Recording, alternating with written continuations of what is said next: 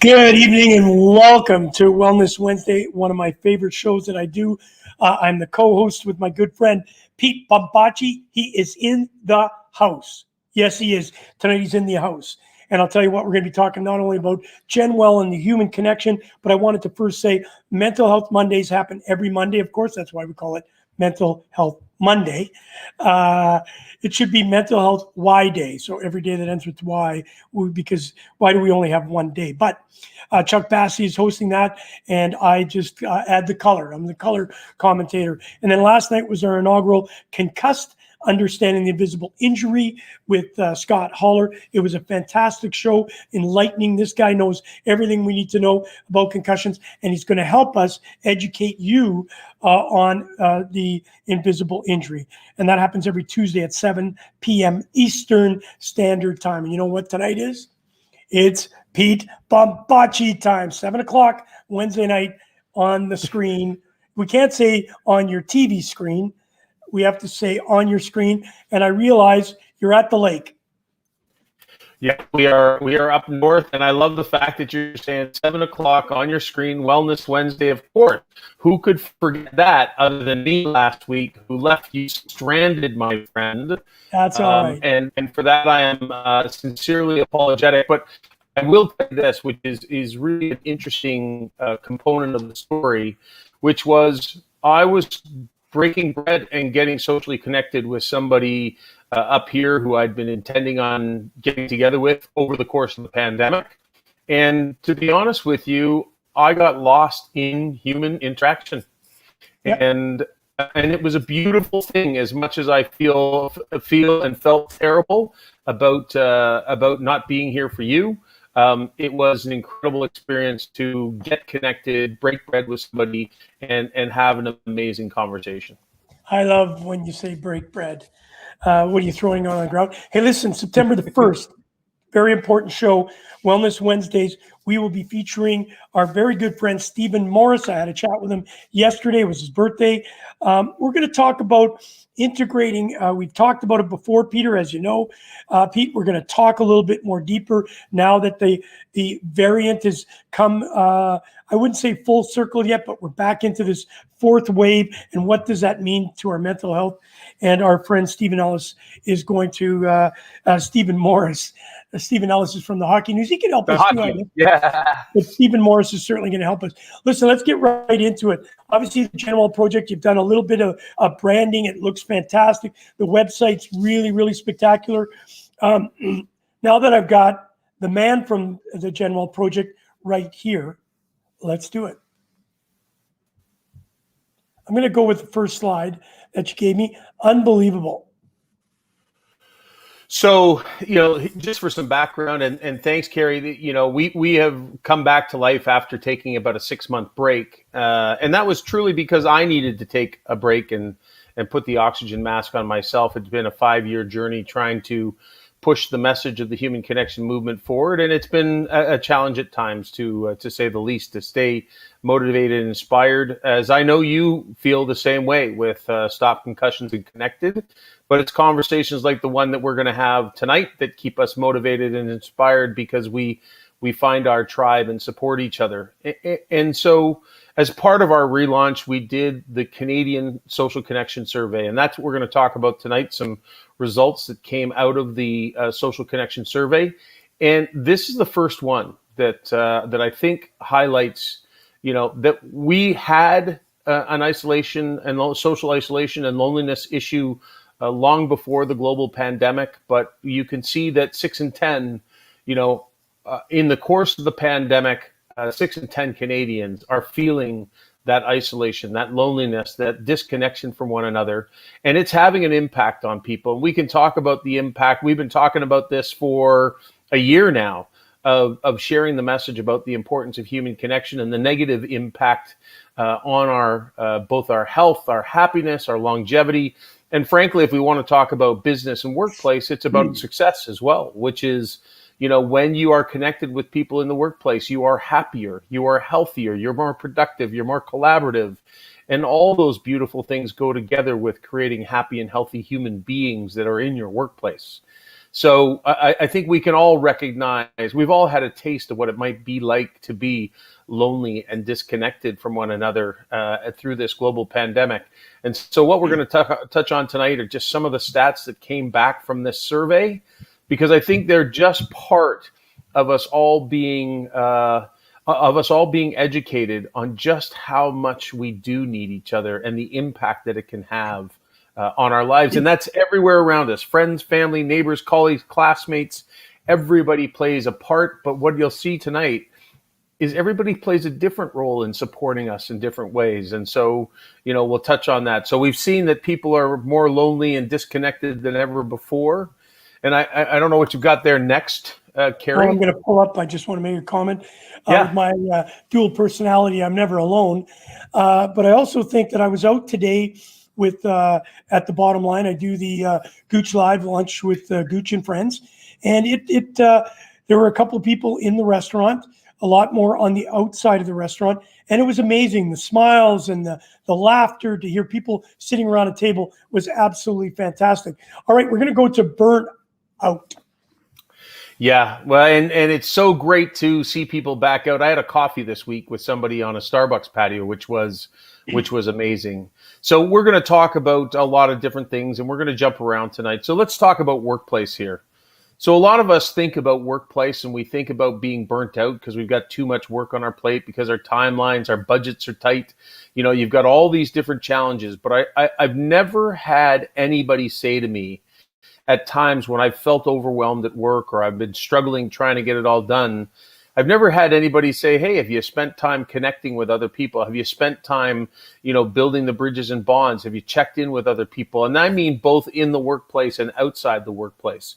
When you see a stat that 92% of people that are burnt out are lonely, we all need to start thinking about those people in our offices that are, and a lot of them, the burnout people oftentimes are the people that are your high performers. So what's the best thing that we can all do to support those people that might be getting close to burnout?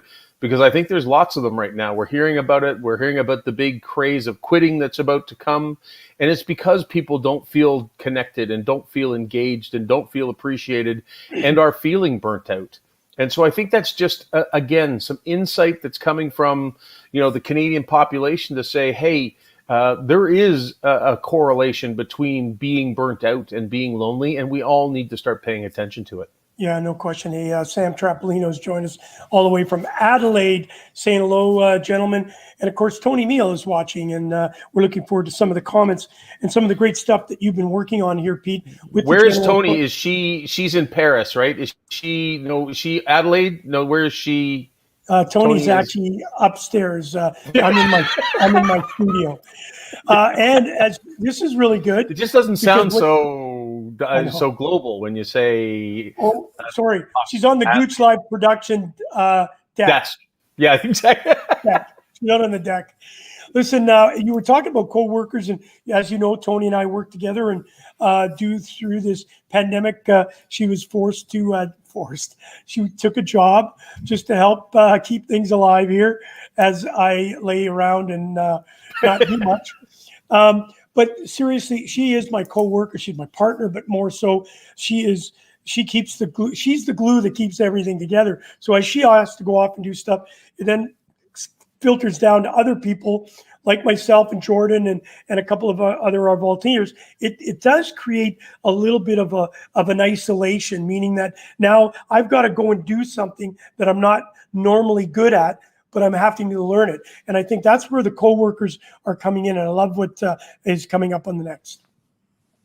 Yeah, I think it's a great comment, Kerry. Two things I'll say is that, hey, look, you and Tony have probably spent a lot of time together in the last 17 months. And so, when she goes to do something else and now you're kind of on your own and you're kind of having to manage things, that's going to be a challenge for you, but it's going to be a challenge for everybody.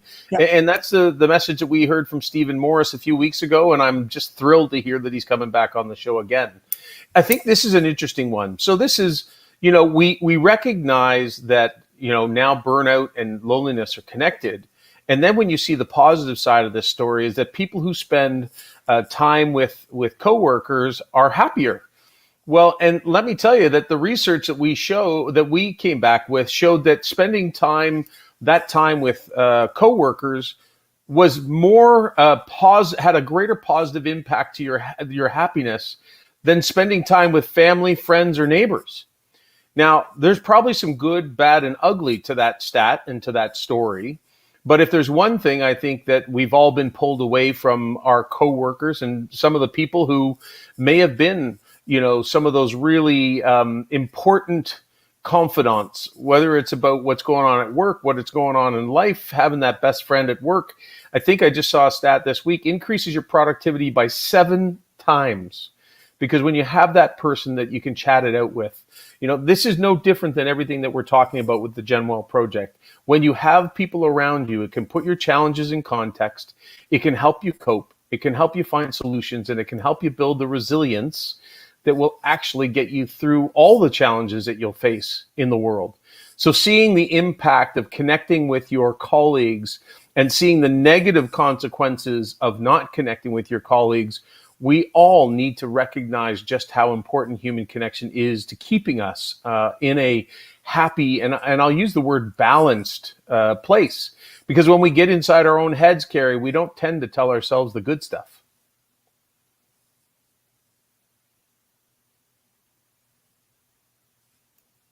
Uh-oh, you're on mute, I think.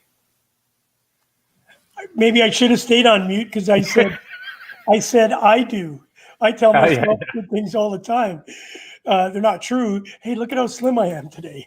Hey, I'm not missing a tooth, even though I am. Yeah, I think you're absolutely true to form when you say that it's so important to have that interaction with people. I've been blessed because of what I do. I'm a very people-oriented person. And at the first part of this, I was locked up. And once, I was going through some, I wouldn't say dark times, but gray times, let's call it. And then once things got a little bit more stable and I was wearing my mask going out, I just felt better. And I still today, yes, we all have trials and tribulations. Even though you got some great things going on, there are some pivots that are taking around it that kind of frustrates you. But with having people around you, Pete, huge difference. It just makes you feel more confident. They're there to pick you up when you're not feeling the way you should. And I want to say just, your comment about being a social guy, Kerry, I think it's too easy for us just to kind of look at people. We know don't judge a book by its cover. We've heard that phrase before. Just because we're surrounded by people, I had a few conversations today. We're doing a project right now with Lake Forest University, a major corporation in Canada, and a research firm where we're going to be testing different programs that are run in a corporate space. And one of the things that was brought up in that conversation was the fact that there are leaders that look confident. There are leaders that are surrounded by people, and those same leaders are lonely and isolated. And so we need to recognize that just because we're social doesn't mean we have good days. We don't have bad days, and we have ups and downs. And so, it's too easy for you to keep saying what I know you are as a social guy, but we all need to recognize that Kerry has bad days as well. Oh, we are, yeah. Yeah, and we can all play a role in helping you by reaching out and staying connected, which I know that's what you're all about. Please don't tell my wife that I'm having a bad day. Hey, listen, we want to go to the second part to this co-workers and how important co-workers are in what we're going through. Yeah, these are the two things that we really tested for in this research. Is we wanted to see, loneliness, which was certainly something that has been on the front of the media's mind, especially during the global pandemic, and happiness, because really, they're a bit of the opposite end of the scale. And so, not only are you less lonely when you spend time with your coworkers, but you're happier. And I don't know if I've got it in the set that came over to you before the show, but let's compare that to neighbors. So when you connect with neighbors, what the research showed is that when we talk to our neighbors, we are not happier, but we are less lonely. And so that's a really interesting stat for us to look at and understand better. So it doesn't mean that every neighbor that you're going to talk to is going to be your best friend. Your best friends are probably the people that you spend, especially pre-pandemic. How many of us actually spent time in our neighborhood? I know, Kerry, you've talked about how much time you've spent connecting with people at the mailbox or walking on the street and saying hi to more neighbors than you've ever said hi to before, because you're spending more time in your neighborhood. So when I talked about at the top of the show how important it is for us to understand how each of these relationships contributes to our happiness, to our sense of belonging, well, understand that, every neighbor, don't always set the expectation or the bar so high that you're going to have, best relationships. It's okay if your neighbor just becomes that person that you can have a quick chat with, that you can wave to in the morning and come home at night, but still build that relationship, because if that's what gives you a sense of belonging and community, then that's a beautiful thing that can come from that. If your coworkers can give you happiness, can give you a sense of belonging, because most of us pre-pandemic were spending so much time in the workplace. Right. Building those relationships there was really important. So this is what we're trying to do as we continue down this journey of almost creating a Canadian social connection guide to help Canadians from coast to coast understand this relationship can provide these benefits. This relationship can provide those benefits, or prevent you or protect you from these issues. Yep. And so if we can educate people, I think we can go a long way to getting people to be more open to connecting with certain groups, and maybe focusing more time on that versus social media or other distractions that are in our lives. Listen, I've been living here for almost 2 years, and I finally met my neighbors to the right, and it was Really? I took a few minutes. He was getting in his car, and I just took a few minutes to stop him from hey, how you doing? And I tried to carry on a conversation. He seemed relatively interested, but he was really busy. So I knew that he had to get in the car. He had to go somewhere. There's no question. And he just felt antsy. But at least I got to say hello. I still didn't catch his name. And of course, I said, hi, I'm Gooch. The guy's probably thinking, what? What's that all about? So here's Gooch, that's a beautiful thing. So you've started it. Once you've started that connection, now he knows, because we all know that there are neighbors out there who don't want to talk. And that's okay too. Everybody's on a spectrum of how social they are. And some people, I do know a neighbor on our street who is a belief that talking to his neighbors is a waste of time. You know what? Hey, so be it. If he thinks the relationships that he has with his colleagues and his friends and his family are the only ones that he's concerned about. Everybody's going to be different. Those neighbors could be his colleagues. He doesn't even know it. Listen, I get up in the morning, I throw the garbage out, mostly my wife, because she gets up earlier. And I go across and I put the guy across, an older gentleman across the street, I never knew him prior to pandemic. Now every morning when we have to put the garbage out, I think it's every Tuesday we put it out, it's always, hey, how you doing? And it's fun. It's actually, I was going to say, how does it feel? I have it fun. And here's the next part to your neighbor. Yeah. So that's the point about less lonely. We may not be happier, and I disagree with it, because I can certainly have a laugh with anybody. And you just described how you and your neighbor have clicked. You've just actually shown both sides of it. You got your neighbor on one side. On the next show, I'll try and find out his name. That's my challenge. Hey, I love that. Every one of us. If you don't know your neighbor's name, let's all know who our neighbors are by the time we get back here. I know Andrew's to the left. I'm gonna next Wednesday. I want you. Well, you probably know your neighbors because that's who you are. I'm gonna find out who's to the right. Let's see if I can do it. I love it, my friend. And again, what I love about what your example is look, you know these people, you don't know these people. Well, here's a great opportunity for us all, and you know the guy across the street. If every one of us made that little effort to get to know the people, I've got Max across the street who's now 100 years old. Oh, and there's a guy who every time I get a chance to make eye contact with him, Max, how you doing? How's everything going? He doesn't move. He's sitting in a chair on his front deck, and but all it takes is a, hey, how you doing? What's going on? Occasionally walk over, have a conversation. It's That's not rocket science. We all feel better when we feel like we're part of something bigger than ourselves. No question. And listen, you got to check out GENWELL Project. It is an incredible website. I was on there the other day. It was actually last Wednesday when I was trying to figure out how to when I was supposed to be here. And I wanted to, I manipulated this story. Listen, But here's the real cool thing about it. I forgot to tell you. As of next week, this program is also going to be shown on Fired Up Network. It will go to 150 different podcasts around the world. And the Fired Up Network, Pete, you're going to love these people. They've been bugging me to put the Concussed, the Invisible Injury show on a Wednesday or Tuesdays. And I said, the only way I do that is if you take all of our Mental Health Mondays, Concussed, and of course this show, and they were elated. So I'll bring you up to more on that. Wow. Yeah, it's going to be really That's exciting. It is. Listen, let's talk about Friends. Yeah.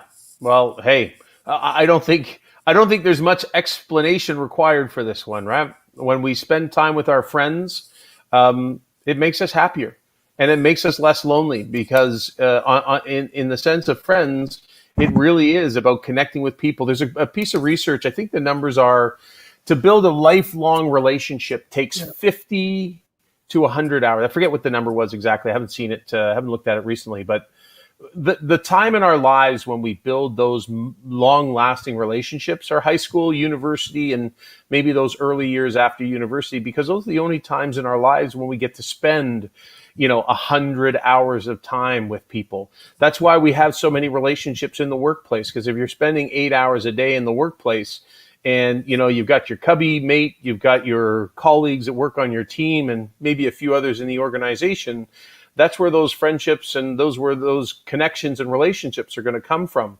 So it's not a surprise that when we have those long-lasting relationships with other people, those are the things that make us recognize, again, that we're not in this world alone. And that if something did happen, that you know that you got people that you can lean on and build the resilience that will get you through anything. Well, listen, I Googled, and I got some stats for you. 40 to 60 hours it takes to have a casual friendship, and to transition that into a more than a casual friend takes 80 to 100 hours. And it says here, for friends to become best 200 good friends, 200 hours. Yeah. So just think of that, Gooch. How now, again, you're a great example. So hockey, you went and played with the same guys, and your routine was probably every day. You saw them in the morning. You saw them at practice. You saw them at game time. You probably hung out after the game. You probably signed autographs with people. You showered together. And obviously, and at the same time, it wasn't just time together. You went through the highs of wins and the lows of losses. And so those emotional roller coasters, when you're as a team, that's the power. And if we could create more teams in our lives, it's an analogy, I guess, that you could use to say, hey, what we're all trying to do, people refer to it as tribes, their community. Really what we all want is our team. Who are the people you're going to count on when Joe Schmo's coming down the right wing? Who's going to get back? Who's going to skate extra hard to get there? That's what we're all looking for. Who are the people that are going to skate extra hard for us? Yes. And listen, here's a great comment as we were talking about Friends, which is fantastic, is Sam Trapolino. This is really important. We used to have street parties. Everyone knew each other and all looked out for our kids in the town. Media has a lot to blame for this breakdown. Sam, I think it's a little bit harsh to just blame the media. I think it's us in ourselves that has changed. And also, I think the world is not a nice place at times. And so I think we all look within inside ourselves. I know I would take care of my neighbor. I know you would. I would take care of the kids next door if somebody asked me.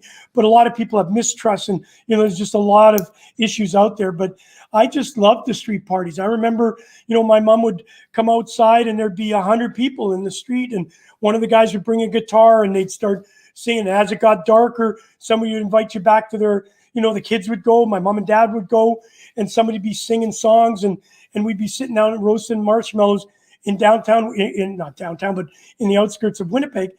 I just don't know if that happens anymore.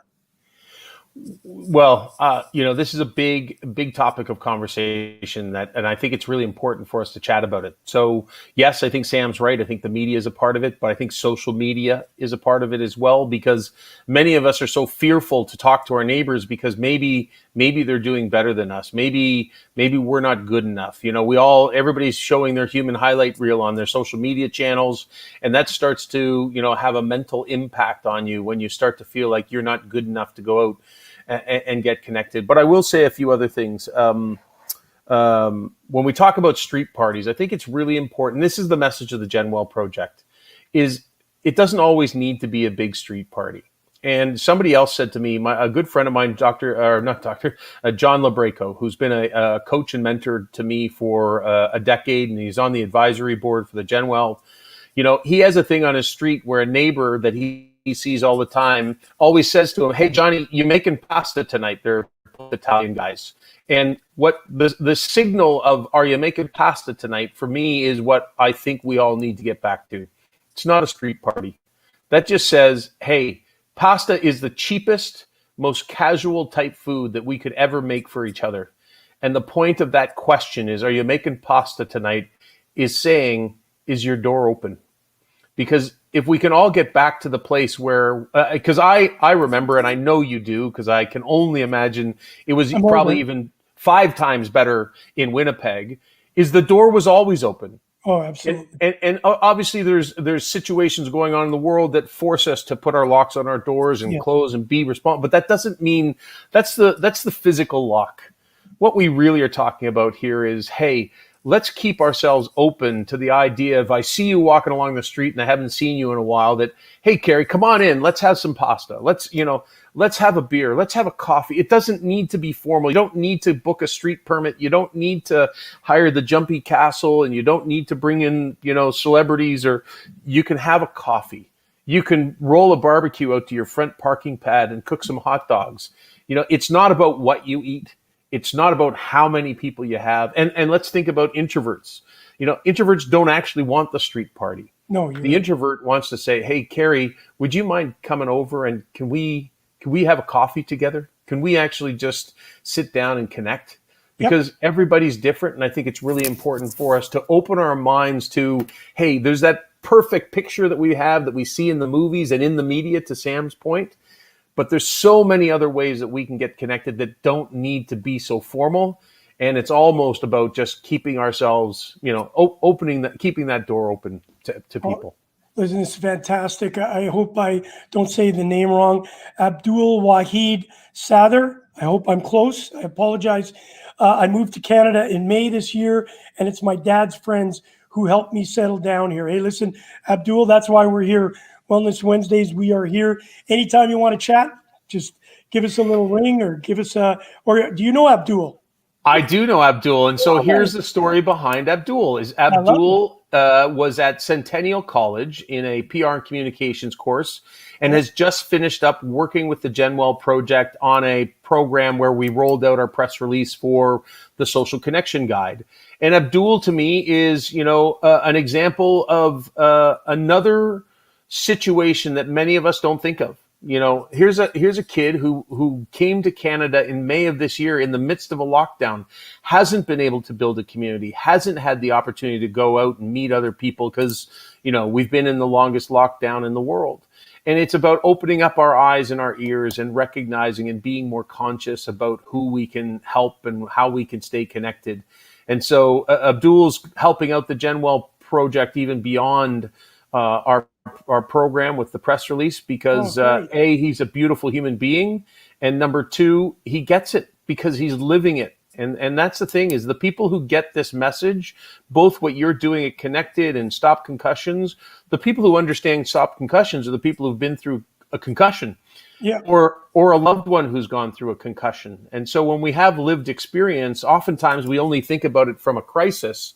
If you got mental health, you've got lived experience. If you've got a broken leg or a heart attack, you've got lived experience. Hey, we've all got life lived experience. Yes. And, and our message is, hey, let's stop waiting until people are sick before we try to help them. Let's educate people on just how important these connections, these plates of pasta, these cups of coffee, these pints of beer, these touch points that we have with human beings. And I want to say one other thing, and this is a heads up to everybody, which is, too often I see people on social media or even in conversation say, hey, if anybody ever wants to talk to me, reach out. It's a really good starting point, but a lot of times the people who need your help the most are not the ones that are going to reach out. Exactly. And so great to say that, but also let's make sure that each of us are, again, to our campaign that we launched at the start of the pandemic is, who's that one more? Well, you and I have challenged each other almost every week that we've been on this show, Kerry. Who's your one more? Who's going to be your one more this week? I'm going to tell you my one more, if you don't Who's your one more this week? I'm going to tell you this. Abdul, thank you for sharing that with us. That's awesome. I have 2 interns that just recently signed on with our project. We have a big event on August the 21st, and I've got a kid named Victor Dilema, all the way from Brazil. He moved here 2 weeks ago with his wife to go, I think, to Humber College, which is absolutely amazing. So he's an intern through the Humber College. We love him. He's fantastic. I spent a couple of days already with him. We were doing that over the thing. And then Max, I can't say his last name, he came from Ghana 5 months ago. And it's just crazy how we've become this real cool collective. I'm the old guy. They're obviously young. And we've just had 2 or 3 days. They've come to the office, social distance, and I really got to know them. And I love them like brothers already. So Abdul, thank you for sharing that with you, because I'm sure there are hundreds and hundreds of guys and girls out there that are living that same thing. So I think that's what's wonderful about this. And I've got a challenge for you and I, and for our teams, because Abdul's part of our team. Okay. I'd love to meet your team, and I'd love Abdul and all of us to. And I know we got to do it safely, physically distant, or whatever. But let's go to a backyard. Let's order some food. I don't care if it's pizza or whatever. Because again, to my point we just made, it ain't about the food. What we want to do is let's sit around and actually get connected and help these young people that are new to this country get connected to people that can help them on their journey as they build their life here in Canada. So I will organize something with my good friend Wayne Callie at the Bottom Line. He has a huge patio area that we can invite everybody over. It can be social distance. You and I will work on that. I think that's a beautiful story, Kerry. If Wayne Callie will do that for us, and we can bring these, that would just be amazing. It's already organized. We're just going to add to it now. Tony, I think it's a Thursday night in a couple of weeks, has organized the group. And so Abdul, you're part of the group, and we'll make sure all of our guys are there. We're just going to have one big happy pizza party. What happens if you don't like pasta? Because in my day in Winnipeg, it used to be pea soup. All right, so let's move on from that one. That's a story you don't want to hear about. Let's go to John LaRoche, who's his son is living with us. He's a fantastic kid. He helps produce the shows. Love the idea of one more. Maybe we can maybe we can't change the world, but what if we can help one person's life? A great message. I listened to Chuck Basti a couple times talk about this. Somebody said, these seahorses. I don't know those, but I got the gist from it yesterday when he was talking about it. You got these seahorses. And the lady's looking out there, and they're coming up to shore, and they're dying on shore. And this one person picks one up, and the lady says, "Why are you doing that? You can't save them all." She said, and the person looked in the hand and threw it back into the water. He said, "But at least I can save one." And I think that's very poignant. I think that's what we need to realize. We can't change the world. We can't do it alone. But if we do it one by one, exactly what you're saying, getting to know one more person and bringing Abdul into our lives and bringing, Victor and Max and John's and all of our friends together, they become friends and they get connected and we connect along the way. And I think that's a beautiful message. Hey, listen, there's another, I want to go, you've got some great things. I do not want to miss this one. Again, staying on the friends. Yeah, I think this is a really important message for us all to understand, and it ties into, these are individual stats that we're looking at here, but really what I want to do is kind of combine some thoughts here, which is, our whole lives we've been told not to talk to strangers, and yet what our survey, and I didn't put this one in there, but our survey shows that if you talk to strangers at least once a week, I know Kerry Goulet, that's a little on the low end for you, but if you talk to strangers at least once a week, you're 3 times as likely to be happy. And so we know that people want to connect with other people. We've just discussed that, in the world that we live in, because of media, because of social media, the social pressures that we've created, that it makes it difficult for us to to potentially reach out to people that we know or we are connected to. And when I say connected to, I mean physically connected, like a neighbor or a colleague, because, you've got this perspective that maybe they are, more successful than you, or they're wealthier than you, or they've got better clothes than you, or drive a better car. And as we know, all this human highlight reel stuff tends to be a facade for the same challenges that we're all facing in this world. But here's a way to overcome it. Two things. Number one, talking to strangers. If I told you right now that 90% of the time when you talk to a stranger, it's a positive outcome. If I told you that you're 3 times as likely to be happy if you do it at least once a week, would that change your perspective on maybe I should start talking to strangers a little more often? And if I told you that those social pressures are the thing that are preventing many of us from reaching out, but I also told you that most people want to get connected. Oh, yeah. That there are many people out there that are looking to create more friendships. And now you have an opportunity to say, well, actually, people need my help. And even to your point about Abdul and getting people on the patio, if you struggle connecting with people that whether you're physically or emotionally connected to them, the greatest thing you can do is think about the people in your life that would benefit from your connection. Who would like to know Kerry Goulet?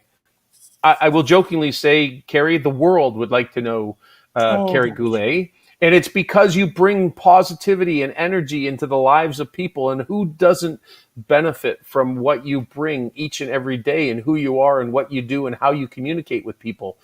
Well, what you just did, and now you've connected with Wayne Cowley, and obviously Tony's got this event that we're going to get together.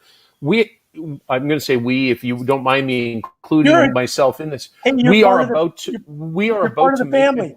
I love that, and that means a lot to me. But that is so powerful to say to Abdul. And, we've got a couple other interns that it's like, hey, guys, do you want to come down and start building some connection? Because connecting people within their community. So, Abdul is from Sri Lanka. And so if he's Sri Lankan and he only knows people in Toronto from Sri Lanka, that's not what Abdul came to Toronto for. No. Now we can help build bridges to other communities and connecting people so that they can actually feel like they are in Toronto and a part of this community. And so kudos to you for offering that up. I think that'll be a great night and probably some beautiful stories to be told out of that. We will start working on that tomorrow, just before I have to fly off to Winnipeg, for God's sakes, and see a bunch of my buddies. I'm actually going to see my brother. He's coming in from Saskatoon. I haven't seen him in 3 years, and I'm going back to an event for one of the hockey teams I played for. So you were talking earlier. There are some friends I haven't seen for probably 20 years, and I'll tell you what, it'll be like we never missed a week talking with each other. Listen, I want to move, and thank you for the roast that you just put on about me. I'm just waiting for the party that we'll have to do the actual roast. Listen, I want to do a couple more here before we get going. One of them is mental health. I really, really like this slide that you put together. Yeah, I think again, and there's in the scientific community, I think is cause and effect, and we can't say that loneliness causes mental health, and we can't say that mental health directly causes loneliness. But I think what this really suggests to us, similar to burnout, is that we all need to pay attention to the role that we can play, not only in keeping ourselves mentally healthy and using social connection as a tool. And one of those slides in there, I think, Kerry, is the one that highlights the research out of Boston, Massachusetts General that says the single greatest preventative action that we can all take to avoid depression is actually connecting with each other. It's not going for a walk. Well, if you go for a walk with somebody, that would be part of it. But it's not eating better. It's not exercise, all the things that we've been told in our whole lives. It's the thing we haven't been told. And that's that human connection is actually what can get you out of your own head, can help you cope, help you find solutions, and help you build resilience. So I think all of the information that we've pulled out of this study about mental health really highlights how important human connection is. And not only that we, if we're struggling, reach out, because that's going to help you maintain your mental health. But I think the bigger part is recognizing the other 90% or the other 80% of Canadians who aren't struggling with a mental health illness right now. You have a role to play. We all have a role to play. We all have an opportunity to look at somebody that we know, to have a friend, have a colleague, if they've lost a job, going through a divorce, all of these crisis points. I have a friend who just got diagnosed with cancer. The greatest thing we can all do for each other, this isn't just the end of COVID. There's a lot more challenges to come for the things that we haven't been able to take care of over the last 17 months. We all can play a role in supporting people that are going through the ups and downs that we're going to see moving forward. So I just think it's critical to show that connection between poor mental health and a lack of social connection. Please give our love and blessing to your friend who is suffering from cancer. And it's one of those things that when you think about the isolation that we're living through, and then one of your loved ones gets sick, Tony's sister is very ill, and it's tough going to see her, but we do it very, very protected, because she just got her first vaccination, but we're scared that we're the invisible bullet, right? That could bring something into her household. And for all the sadness that's connected, her son has made her a grandmother yesterday. And the elation that's on this woman's face, even though she can't speak, she's basically, I don't want to use the term bib in a drool cup, but she basically is that in a almost in a vegetable state, but her mind is completely there. But to see the expression of holding that baby, it's just wonderful. So every time there is something negative in your life, there will be positive. And you have to be looking and wanting that positivity. I heard a guy talk the other day, this is wrong, and that's not going good, and this isn't going good, and that's going. You know what? You are what you think. So if you continue on thinking that, and the world's against you, and you can't change it, nobody else is going to change it for you. So you have to step up and be accountable for your own actions, but let people like us help you do that. You may not be able to do it alone, but we'll be there for you. Because you know what? When I'm having a bad day, I know, Pete, I can be knocking on your door, even though it's way up there, and I couldn't find it. I get on the GPS. I know that you're going to be there waiting for me and saying, Gooch, come on in. And you know it's reciprocated. And I know you would do it, and I would do it for a stranger. And I think that's what we have to get to. We have to lay down the arms and realize we are all here together. And the only way we're getting out of this is together. We're not getting out of this singularly. We need people to come together. And that's why the GENWELL project is so incredible. Talk to us a little bit about the transformation. You said you had to take a little bit of downtime for yourself to recharge the battery. You and I are very similar. We're like the ever-ready battery. So I just keep plugging myself in the wall and just keep going. It's called a shower in the morning. Talk to us a little bit about that for us, Pete, because I think that's really important to understand, because when people meet you, you are a bubbly personality. You're a hugger. You're all in. And you've said that you had to take a little bit of a downtime, a little break, and now you're refreshed, and here we go again. And it's really exciting to be a part of it. Talk to us, if you don't mind, a little bit about that. Yeah, happy to chat about it. And I thank you for the question. To be honest with you, Kerry, after 4.5 years of basically, self-funding the GENWELL project and putting in all the time I could and managing the daily social posts, whether it was me or working with an intern, it was a grueling 4.5 years, of which included, trying to connect with businesses in order to get speaking or workshop gigs. It was trying to connect with the medical community, trying to connect with government, trying to connect with, foundations to see if there was opportunities. And frankly, I'm terrible at asking for money. Our new website has a donate button for the first time. We've never asked for money before. But as somebody said to me, Pete, if you don't get money, your mission and your message don't get heard. And so important for us to recognize that we do need to raise funds in order to create the human connection movement that we've been, aspiring to do since 2016. But after that, 4.5 year grind, and certainly questioning, I will tell you, a lot of the questions came because most of the people that I spoke to over the first 3.5, 4 years would look at me and wonder what the heck I was talking about, because human connection just wasn't something that people were ready to be open to. I say to people, look, we take physical activity for granted today. We all know to exercise, but that's because for 50 years, Participation has been telling us that we should be exercising 30 minutes a day. And the Canadian Food Guide, which has been around since 1942, has told us that we should eat fruit and vegetables and have a balanced meal and all those wonderful things. And so we naturally put those things into our lives, but it took time. And we are in a crisis right now of disconnection.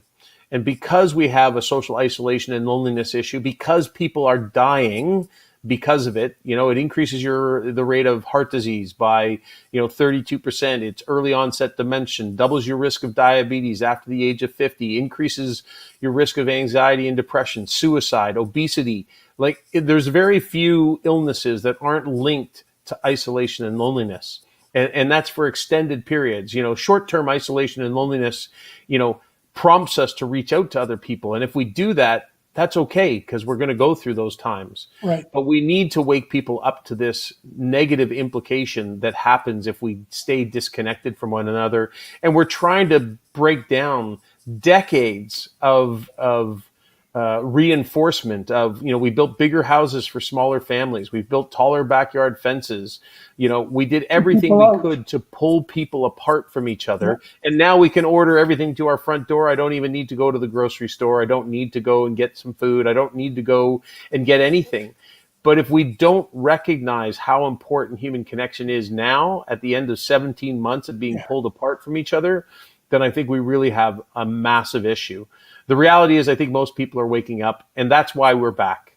We're back because over the course of the last 6 months, I have heard from health leaders, from experts, from research. Dr. Kiffer Card is our director of research for the GENWELL project, and he was the one who led that survey. And we're already starting to look for grants for different things to activate in this country. Because at the end of the day, we all need, from schools, teaching kids and curriculum in the schools, to workplace workshops, helping people understand how important it is in the workplace for both work and for the balance of an employee. But in every walk of life, we need to understand this information now more than ever. And Kerry, I'm going to say it again. I just want to say thank you, because you have been the biggest champion, the biggest partner, and honestly, the biggest supporter of what we've been trying to do since we first got connected, and no different than the platform that you're doing from Connected Mental Health, and also supporting people going through concussion, recovery. They need human connection. They need to know that they're not in that battle alone. So it affects us all. It transcends every illness, every cause, and every crisis. So I just want to say thanks again, because you give us a platform and you are just continually supporting what we're all trying to do here. Well, Pete Bombaci, you're not bad yourself. So thank you so much for being there too. When we first got together, and I recall, and we will do this again, when we went to Haven, I think it's Haven, Toronto, if I'm not mistaken. Yep. And you and I were in the back there cooking. It's amazing. You and I were cooking. We haven't got an invitation back. I'm worried a little bit about our cooking. That was a moment. I really, really, really, I know people have said, let's talk the talk, but you and I actually walked the talk, and it was really eye-opening. I going in there, I felt differently. Coming out of there, I felt absolutely fantastic to realize just a little bit of love and a little bit of respect can go a long way. And I look forward to doing that together again with your beautiful wife. And of course, Tony, we'll let them cook. You and I'll be the upfront, do the social stuff. We'll let them do the cooking. Hey, listen, last word to you again, Pete. Wellness Wednesday is a very special night where we get a lot of comments from people around the world, of course. Hey, I want to say Bruce Pulling, unbelievable, all the way from Melbourne, Australia. It's amazing how this internet can just, John, if he's in Thailand. Oh, wow. Yeah. So it is amazing what technology has done for us, the good and the bad. And I'm looking forward to September the 1st when we have our good friend Stephen Morris here to talk about exactly some of the things that you and I talked about tonight, what you presented with the GENWELL project and all these wonderful info posters. You can go to the infographics or info poster. Info poster. I haven't heard that one, but that's good. It's a new one. Because they didn't have any graphics. You you do amazing work with these infographics. So I thought that was a poster. So I thought info poster. Hey, I like the sound of it. You trademark that. But it's amazing what you've done. And people go to the GENWELL project. It is an incredible site to look at. And when you're feeling a little bit off, it will uplift you and it will give you some answers to maybe some of those questions. Pete, final word to you. All I can say is thank you for the opportunity to share this, because I think we are helping people. People don't know this information for the most part. So if we can continue to help people learn it, become more conscious and aware, and also become more intentional about their social interactions, whether it's for their own benefit or whether for the benefit of the people around them, I think we can do a huge benefit to society just by creating that consciousness, so that we can all be a little more aware of the people around us. So thanks for that, Kerry, and I'll look forward to seeing you next Wednesday for Wellness Wednesday. Pete Bombaci. Thanks, buddy. See you, buddy. Have a great night. You too. Wow, that was amazing. What a great night. Always, I love the way he displays not only these info posters, but more importantly, how articulate he is, how simple, how easy he allows us to understand questions that we've probably been asking. And I think it's really important if you do need some help. And again, we're not talking, neither one of us are doctors, but we'll listen. And I think what's most important is some of the times listening is more important than talking. So don't forget that. And I want to thank Pete and the great people at GENWELL Project. And Abdul, you're part of the family, kid. Can't wait till we do our little function. Watch here. Next week, we're going to announce it. Let's see. We got to watch it. Maybe we'll have too many people. Let's see. We're going to have a Wellness Wednesday party on a Thursday at the Bottom Line. I'll organize it all. Pete and I will talk about it. And we want all of you to join us. It'll be social distance. You'll have to wear your mask, but we'll smile. All right, ladies and gentlemen, thank you for joining us on Wellness Wednesdays, brought to you by the good people at Connected, a mental health initiative, and the GENWELL Project. Good night.